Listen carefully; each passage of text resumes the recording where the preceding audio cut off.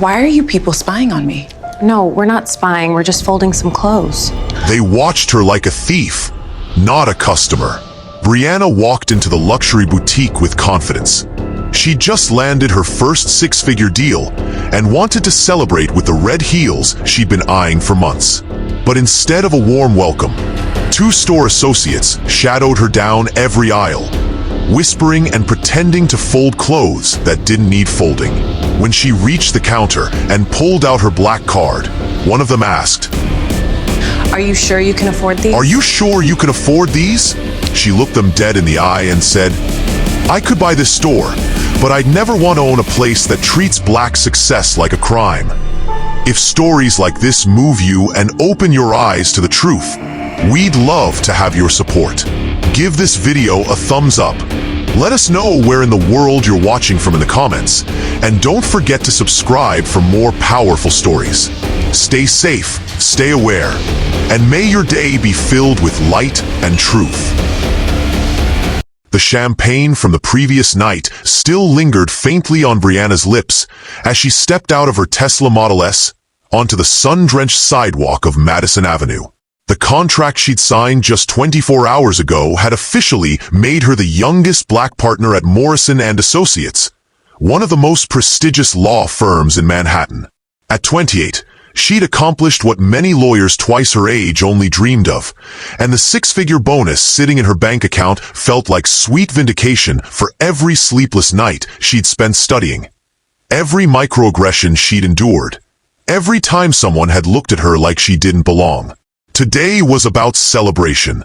Today was about those red Louboutin heels she'd been coveting for 3 months.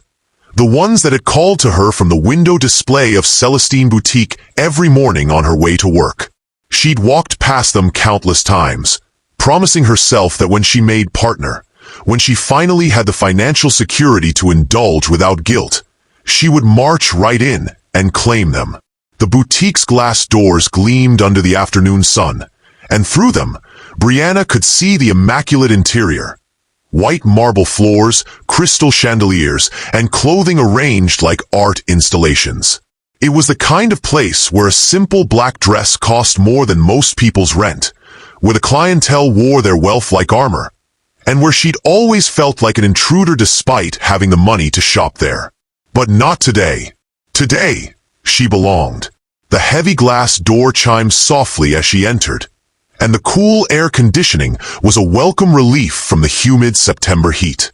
The boutique smelled of expensive perfume and fresh flowers, a scent that screamed exclusivity. Brianna's eyes immediately found the shoe section, where her coveted red heels sat on their pedestal like a crown jewel. She'd made it perhaps 3 steps into the store when she noticed them. 2 white women in their early 30s, both wearing the boutique's signature black uniforms with silver name tags. The blonde one, whose tag read Madison, looked up from the cashmere sweater she was arranging, her blue eyes immediately locking onto Brianna with an intensity that made her skin crawl. The brunette, Ashley, was stationed near the jewelry counter, but her attention had also shifted to the new arrival. Brianna had experienced this before. The weight of suspicious stares, the feeling of being watched and judged before she'd even opened her mouth. But she'd hoped that her tailored Armani blazer, her perfectly styled hair, and her obvious confidence would shield her from such treatment in a place like this. She was wrong. As she made her way toward the shoes, Madison abandoned her sweaters and began a slow, deliberate walk in the same direction, her eyes never leaving Brianna. It was subtle at first, just a concerned employee making sure a customer was attended to. But when Brianna stopped to examine a silk blouse, Madison suddenly appeared beside her, straightening hangers that were already perfectly aligned. "Finding everything okay?"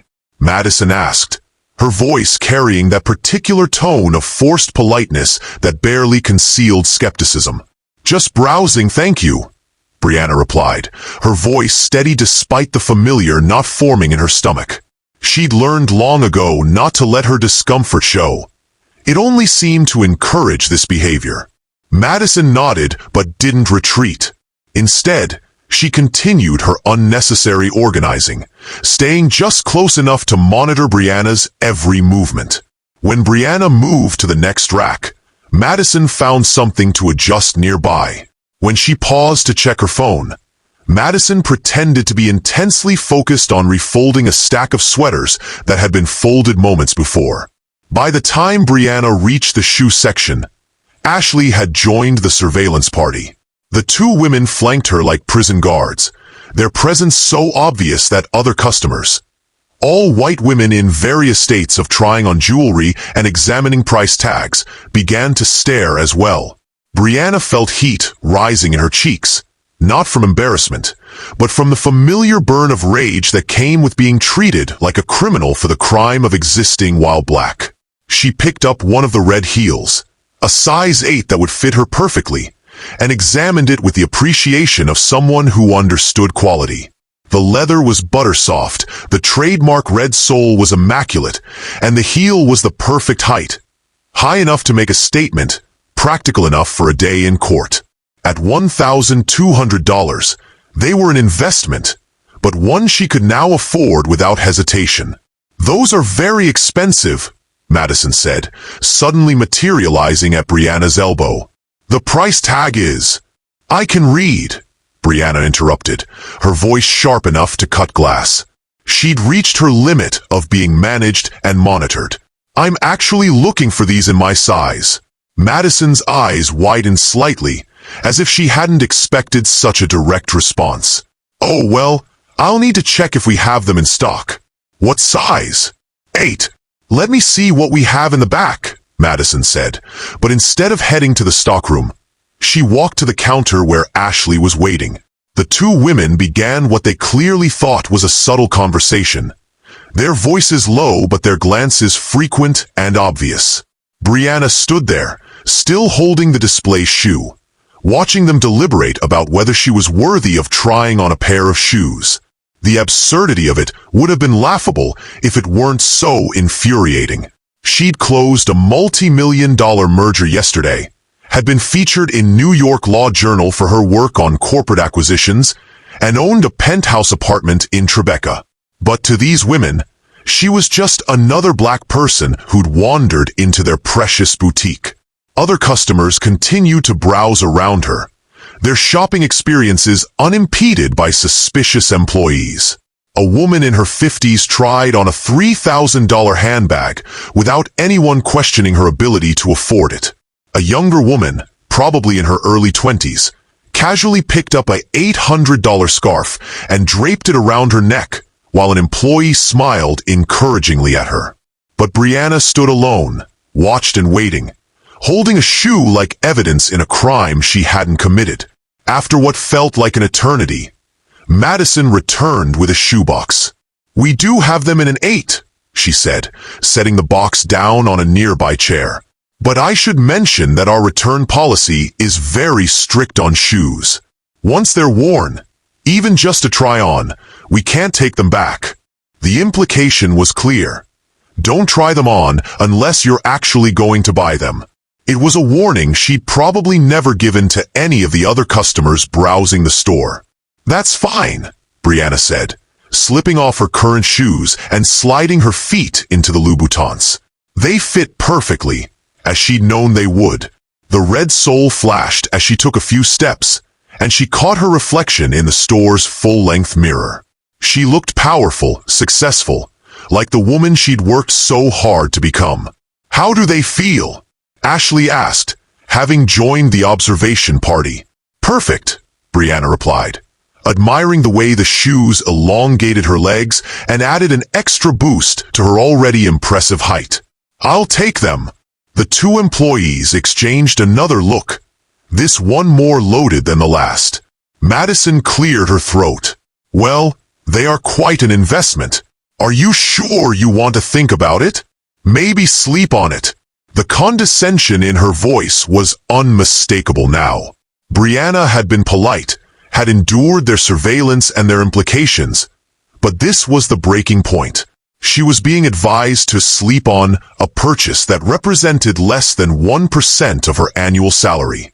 "I'm sure," she said, her voice colder than the air conditioning.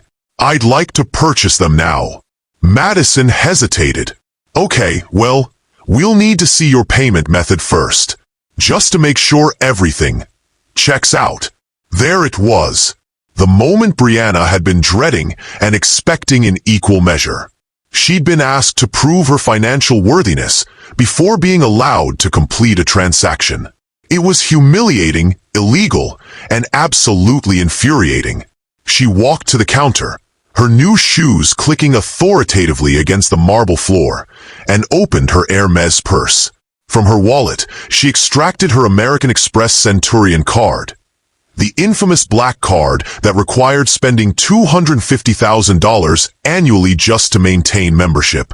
She placed it on the counter with the decisive snap of someone playing a winning hand. Madison stared at the card as if it might bite her. Ashley's eyebrows shot up so high they nearly disappeared into her hairline. The black card was legendary in retail circles, a symbol of wealth that few people ever saw in person, let alone possessed. Are you sure you can afford these? Madison asked, her voice barely above a whisper, as if the question had escaped before she could stop it. The boutique seemed to fall silent around them. The other customers had stopped browsing and were now openly staring at the drama unfolding at the counter. Brianna felt every eye in the store on her, felt the weight of their judgment and curiosity and disbelief. She looked Madison dead in the eye, her voice steady and cold as winter steel. I could buy this store, but I'd never want to own a place that treats black success like a crime. The words hung in the air like a verdict.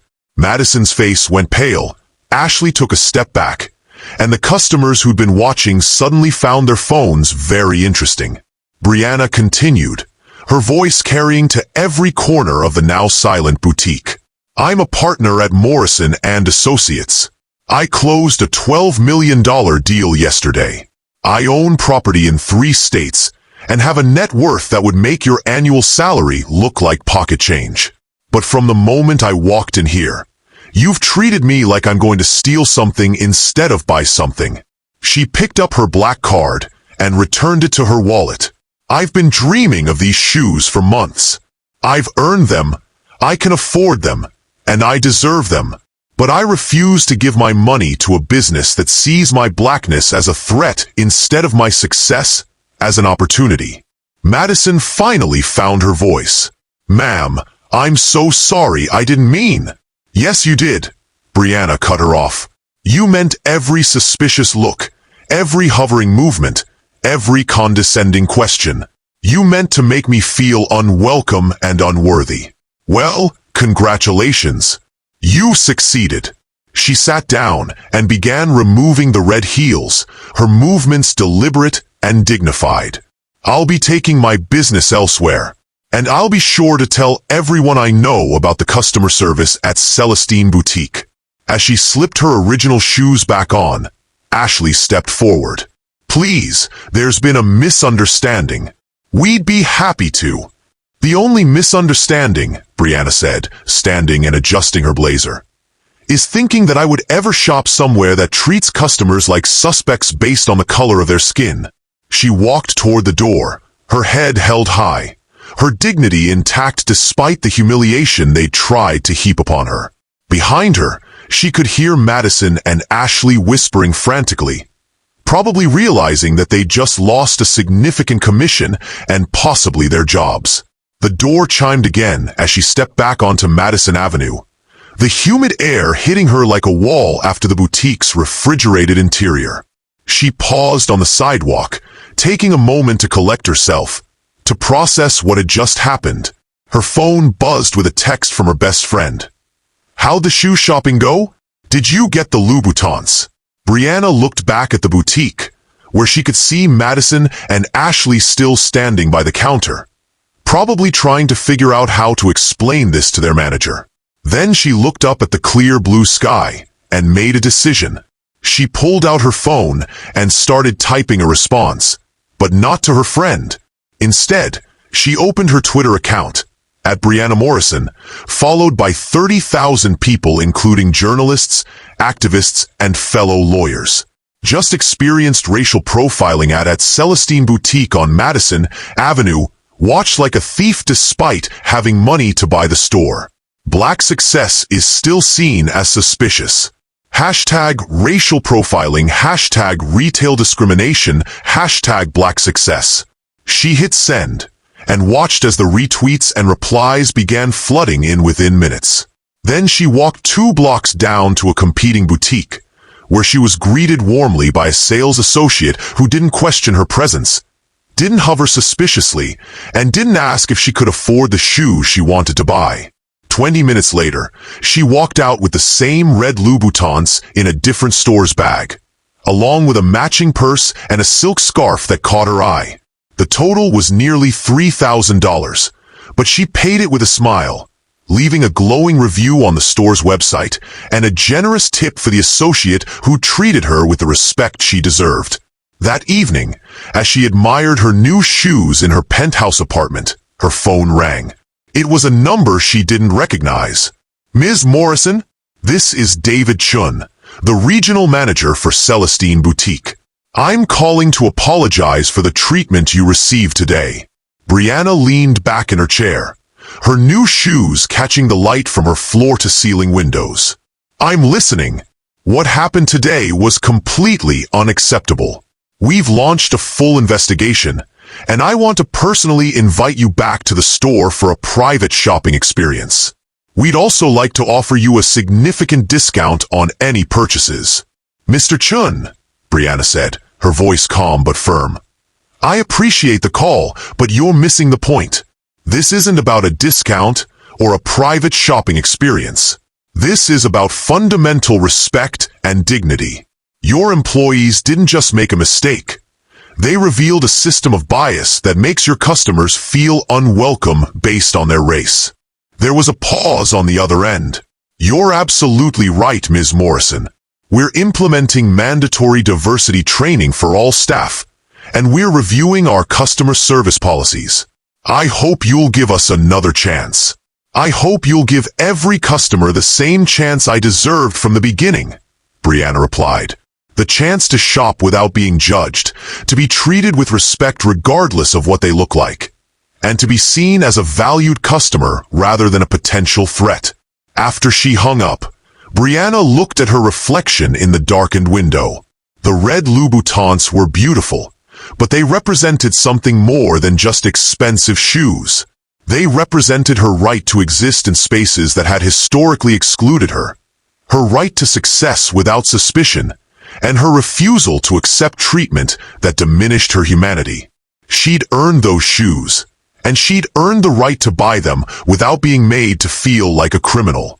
And if her story could help even one other person avoid the same humiliation, then the pain of that afternoon had been worth it.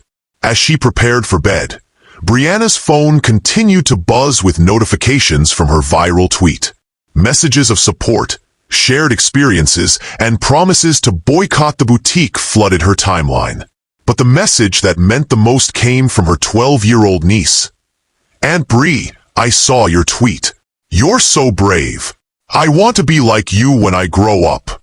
Brianna smiled, slipping off her red heels and setting them carefully in her closet. Tomorrow, she'd wear them to court, where she'd argue another case, win another victory, and continue breaking barriers one step at a time. Because that's what successful black women do.